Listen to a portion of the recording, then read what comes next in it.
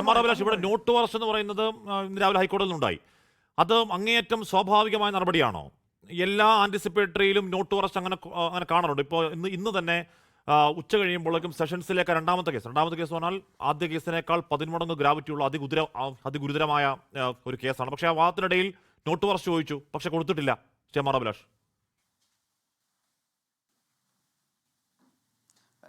Not arrest കൊടുക്കുക എന്നുള്ളത് വളരെ സാധാരണമായിട്ടുള്ളൊരു നടപടിക്രമമാണെന്ന് പറയാൻ കഴിയില്ല ശ്രീ ഹാഷ്മി.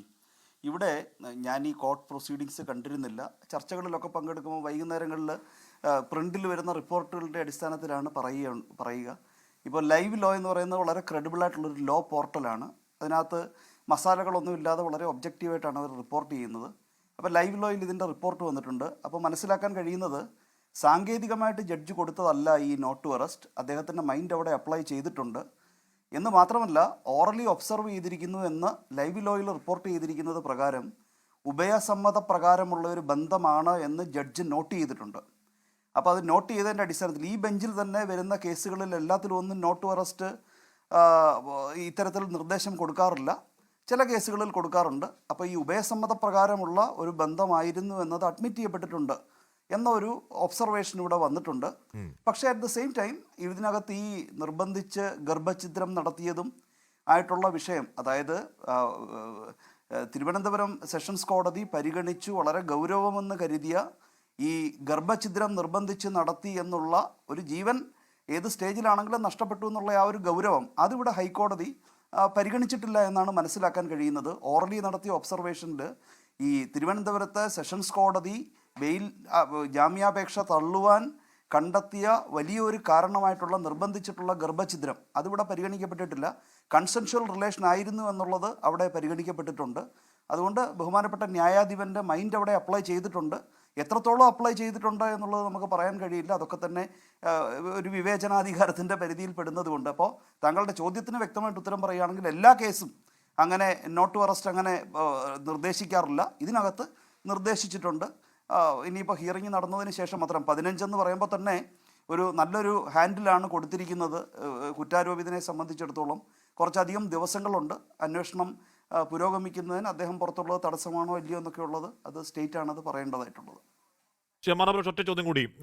അങ്ങനത് പറഞ്ഞത് കാരണം നമ്മുടെ ഈ സെഷൻസ് കോടതിയുടെ രാഹുൽ മാങ്കൂട്ടത്തിൻ്റെ മുൻകൂർ ജാമ്യാപേക്ഷ തള്ളിക്കൊണ്ടിറങ്ങിയ ഉത്തരവിൽ കോടതി നമ്മൾ ഇതുമായി ബന്ധപ്പെട്ട് ആദ്യ ചർച്ചയിലിരിക്കുമ്പോൾ അങ്ങ് ഡിലേഡ് എഫ്ഐആറിന്റെ കാര്യം പറയുന്നുണ്ടായിരുന്നു. കോടതി ഈ ഡിലേഡ് എഫ്ഐആർ മുഖവിലേക്ക് എടുക്കുന്നുണ്ട്. അത് പറയുന്നത് apparently there is delayed in lodging this complaint against the petitioner and it is submitted that the present complaint is lodged in view of political motivation.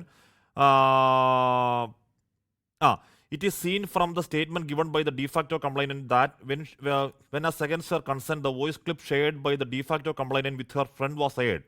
There was tarnishing remarks from various corners and her parents were almost on the verge of committing suicide and then only she came forward to give a complaint. ഇന്ന് ഈ അതിജീവിതയുടെ 164 മൊഴിയെ ആധാരമാക്കി sessions കോടതി മുൻകൂർ ജാമ്യവിധി എഴുതി വച്ചിരിക്കുന്നത്. അതായത് ഈ പറയുന്ന വോയിസ് ക്ലിപ്പ് യഥാർത്ഥത്തിൽ അത് പുറത്തുവിടാൻ ഈ പരാതിക്കാരി തയ്യാറായിരുന്നില്ലെന്നും അതൊരു സുഹൃത്തിനെ ഏൽപ്പിച്ചതാണെന്നും അതിൻ്റെ അനുവാദമില്ലാതെ ഏറിയതാണെന്നും ഏറിയതിനെ തുടർന്നാണ് കംപ്ലൈൻറ്റിലേക്ക് പോയത് എന്നും 164 മൊഴിയിൽ പറയുന്ന കാര്യം ഈ സെഷൻസ് കോടതി ഉത്തരവ് എഴുതുന്നുണ്ട്.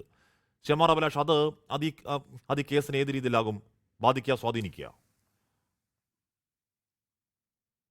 പരാതി കൊടുക്കുന്നതിൽ കാലവിളംബം ഉണ്ടാകുക എന്ന് പറയുന്നത് അത് വളരെ ഗൗരവകരമായിട്ടുള്ള കാര്യമാണ്.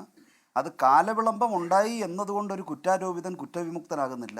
പക്ഷേ ജാമ്യാപേക്ഷ പരിഗണിക്കുന്ന വേളയിൽ മുൻകൂർ ജാമ്യം കൊടുത്തു കഴിഞ്ഞാൽ കുറ്റവിമുക്തനായി എന്നൊക്കെയുള്ളത് സോഷ്യൽ മീഡിയയിലെ കേരളത്തിലെ ഇപ്പോഴത്തെ ഒരു പ്രൊപ്പഗണ്ടയായിരിക്കും. അല്ലെങ്കിൽ നോട്ട് ടു അറസ്റ്റ് നിർദ്ദേശം കൊടുത്തു കഴിഞ്ഞാൽ കുറ്റവിമുക്തനാക്കപ്പെട്ടതിൻ്റെ തെളിവാണ് എന്നൊക്കെയുള്ളത് അതൊക്കെ ഫോൾസ് പ്രൊപ്പഗണ്ടയാണ്.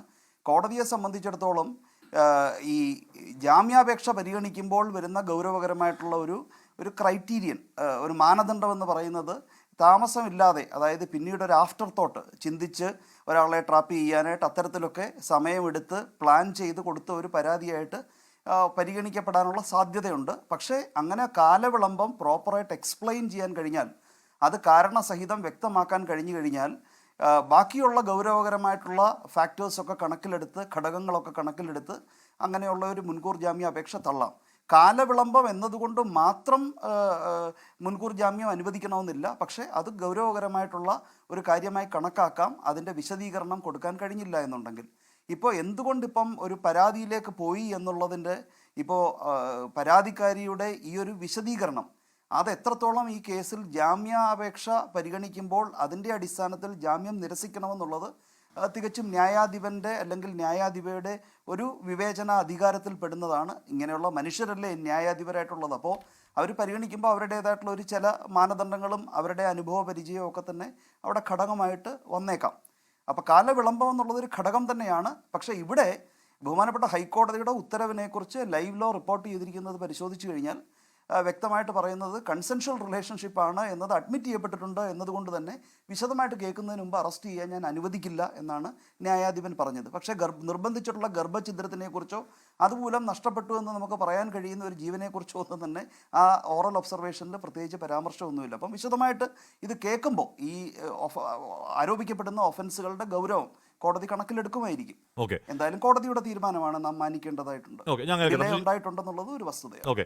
ലോകത്തെവിടെയായാലും ഏത് സമയത്തും 24 വാർത്തകളും ഓഗ്മെന്റഡ് റിയാലിറ്റി പാക്കേജുകളും എക്സ്പ്ലെയിനറുകളും വിശദമായി കാണാൻ ഞങ്ങളുടെ യൂട്യൂബ് ചാനൽ നിങ്ങൾക്ക് സബ്സ്ക്രൈബ് ചെയ്യാം.